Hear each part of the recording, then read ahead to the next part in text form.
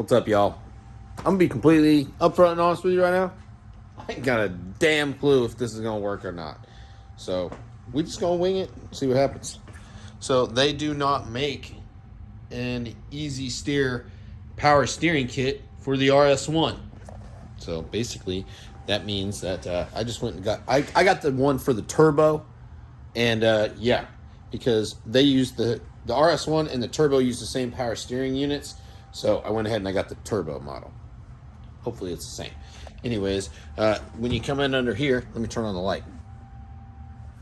So if you look right here, this whole mounting setup, the way that the brake is mounted on this thing is completely different than how the XPs are set up and how the turbos are set up. So I'm just gonna take everything apart and we're gonna see if we can just use this mount and make it work some way. We went ahead and pulled off our steering wheel. Got all that stuff just sitting down there in the cup holder. Now we're gonna move on to disconnecting our plugs and disconnecting our upper shaft and moving our way down. All right, so we went ahead and pulled that pinch bolt out. Now we're gonna center back up the rack and then pull that shaft off. All right, we're diving right in here. So we got the pinch bolt out here out, and then we got this one right here pulled out, and we got this little one up here pulled out. We pulled out both the plugs, and we unbolt all these 13 millimeter nuts. We're ready to pull the sucker out of here. That was fast. All right, we're fighting it a little bit. We got this, the bottom shaft off of here. Now I've got the whole frame assembly off of there. I gotta get that shaft off still, and I got to get this bottom one out of the way. Don't forget to unhook your brake linkage. It'll make life a whole lot easier, and you get to use this thing as leverage to pull this whole thing out. So good luck though. It's a little triggering, a little frustrating, but a little effort should come out. I really hope I don't have to put this thing back in.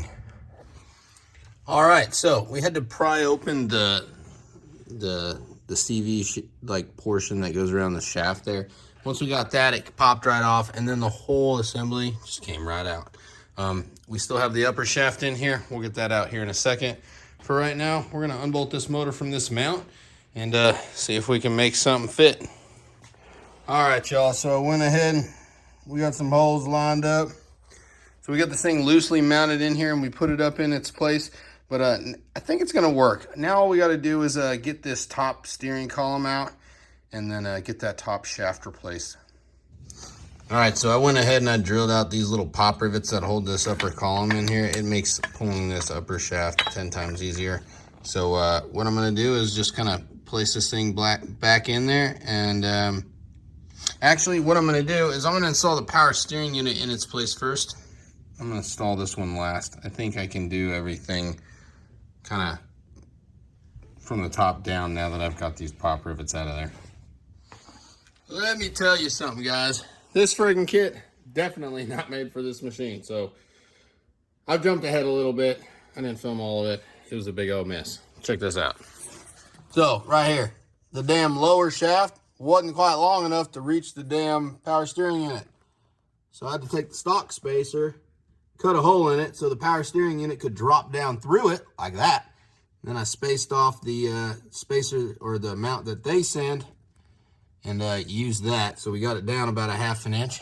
Now I've got the top shaft up there, and up here, I've got the pinch bolts on there. Now I've got to see if I can get this column in here and see if I can tighten everything down. Because right now, look, everything is super tight in there. But let's see if we can get the steering column on. All right, guys, well, when it rains, it pours. So if I have this upper shaft all the way onto the power steering unit, it only comes out about this far. Well, that means that this side isn't all the way seated. So the way I'm gonna remedy this is I'm gonna take this piece, right? I'm gonna take this right here. I'm gonna move these bolt holes right here up about 1 inch on both sides. And then I'm gonna lop all of this off. We're gonna move the whole steering column back that way some. And hopefully that allows this rod to fit in there like so, rather than like this. Then what we're gonna have to do is trim out right here because some of this plastic is actually hitting this. And yeah, we don't need any of that. Okay, y'all, so I think we've gotten it to the point to where we can think about putting the steering wheel on and seeing if this thing works, and then hooking up all the power to it. So check this out. So right here, we've got everything. It's nice and tight. It's all the way out like it's supposed to. I got to put the bushing in there.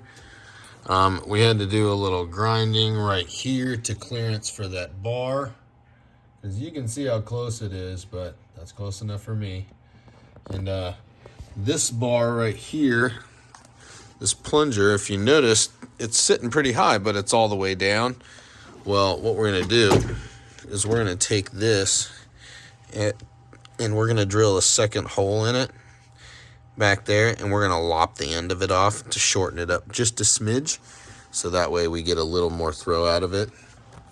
But if you look right here, you can see I had to bend that piece over a little bit. I had to do a little grinding up on the top, but everything else is hooked up as it should. I think that's hooked up as it should. Yep. Ow.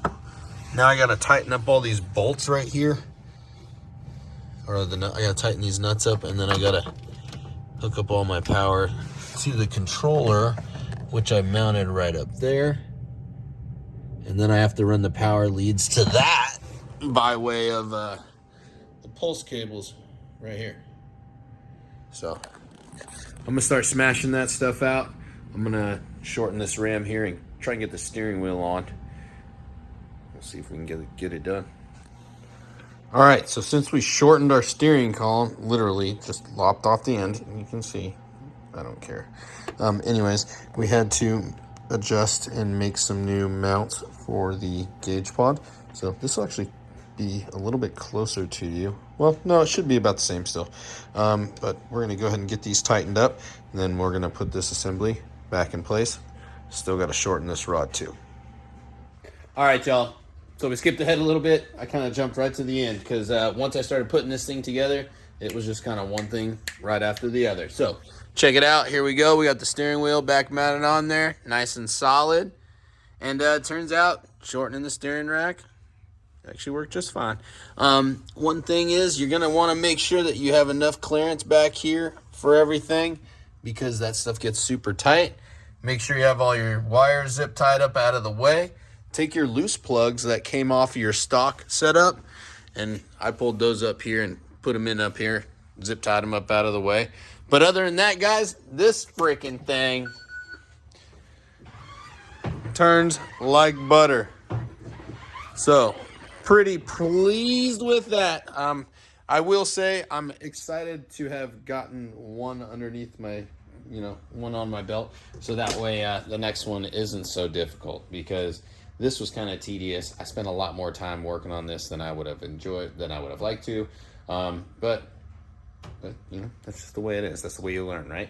So I appreciate you guys for watching this video. Hopefully you guys learned something. If you did, give this video a thumbs up, share the stuff with your friends, and we'll see you guys out on the next one. Y'all take care.